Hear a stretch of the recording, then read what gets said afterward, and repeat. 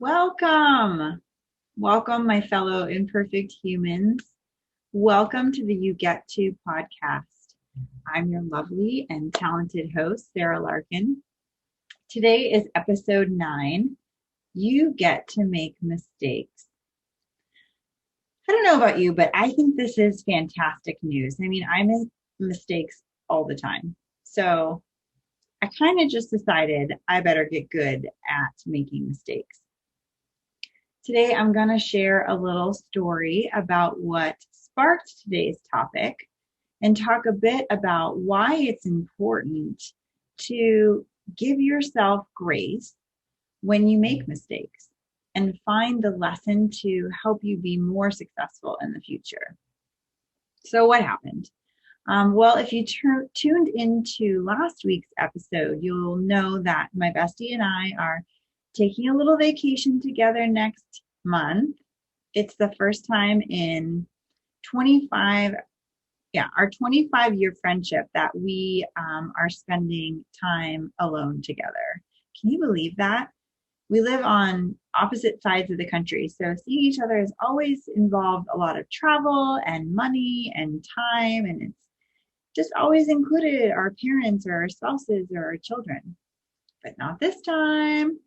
After 2 years of not getting to see each other and living through a pandemic, we will have 2 full days together in sunny Arizona. But a funny thing happened the other day. So my bestie sent me a countdown of 20 days until we see each other.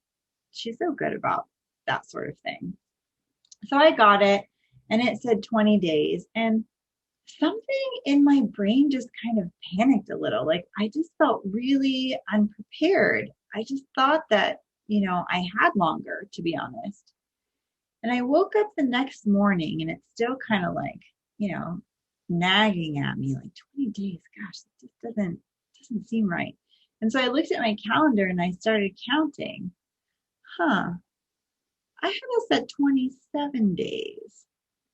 So I texted her about my confusion. Well, see, it turns out that we each booked different dates. Ruh-roh. We were talking about the date that she ended up booking, but then I realized that it wouldn't work with my son's birthday, and so we moved it out. But when she booked her plane ticket, she still had the original time frame in her head. So, there are flight change fees. There are employers to say, oopsie, I gave you the wrong dates. There is a spouse to update. But really, there is just ample opportunity for us to individually and together really practice grace. It can be kind of an automatic response for us to start berating ourselves when we make mistakes, to worry that we will be viewed as incompetent or be judged by our peers. We can spiral into thoughts like, why do I always do this? I thought I had it right. Like, how could I have screwed this up? And it would be really easy for me or her employers and her family to, judge or feel annoyed at the change. It would be easy for us to blame each other for the mix-up. But honestly, like, where does any of that get us? Here's what it gets us. It gets us a depleted, sense of self-worth. It degrades our relationships. It fuels kind of the scarcity mindset instead of feeding an abundant mindset. And we end up ultimately just reacting instead of taking a breath and thoughtfully responding. Really, like, nothing good comes from those sorts of responses. So what can we do differently when we make mistakes? Number one, we can just accept responsibility for the mistake. This happened. Number two, we can offer ourselves grace. These things happen. Mistakes happen. Everyone makes mistakes. It's going to be okay. Number 3, we can commit to not making it worse with shame and guilt and berating and blaming. All of those things just make the situation so much worse. Number 4, we can ask ourselves what we need to do to rectify the mistake in this moment. Okay, we gotta, pony up the extra fees for the change fees on the airplane. We need to, bite the bullet and talk to our employers and apologize. And yeah. And the last thing is we really need to reflect on what we can do differently going forward. So what this experience told me is that going forward for our many bestie trips to come, because now that this is happening, it is going to always happen and it's going to be awesome. But it's obvious that we need a better method for communicating and confirming the dates with each other. And listen, like you get to feel how you feel when you make mistakes. If you're disappointed or frustrated or angry or guilty or ashamed, and you get to feel how you want to feel when somebody comes to you and tells you that they made a mistake.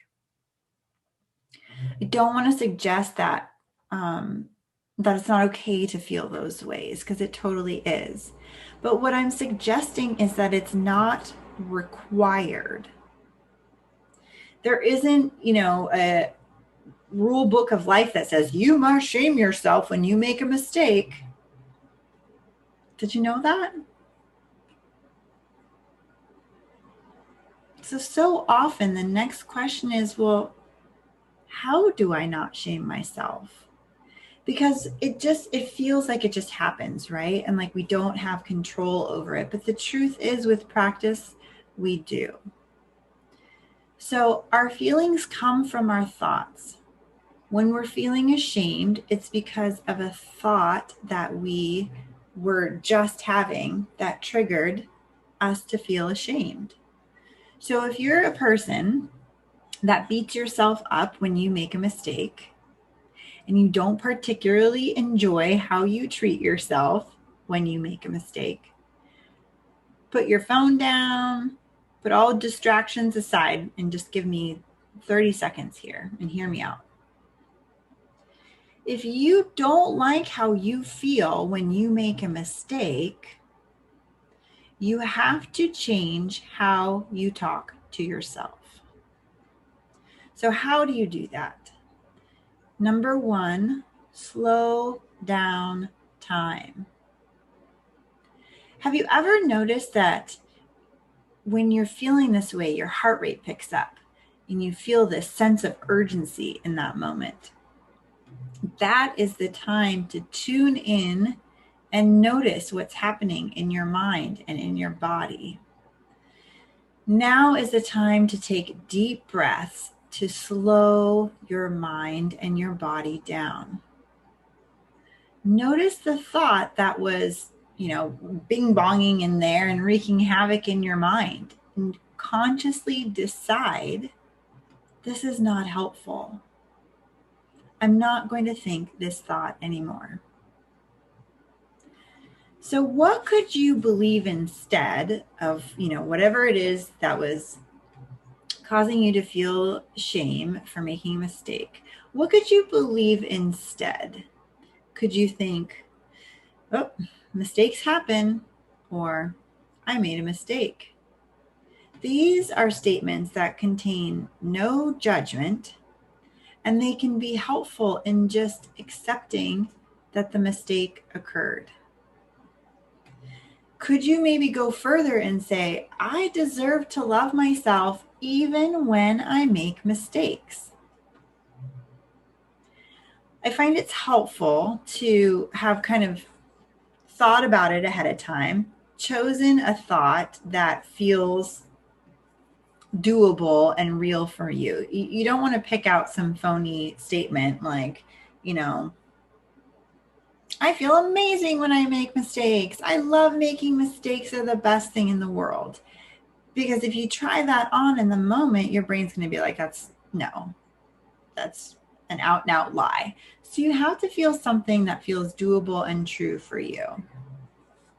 And think about it ahead of time so that when you're in the moment, your heart is racing, you're feeling the feelings.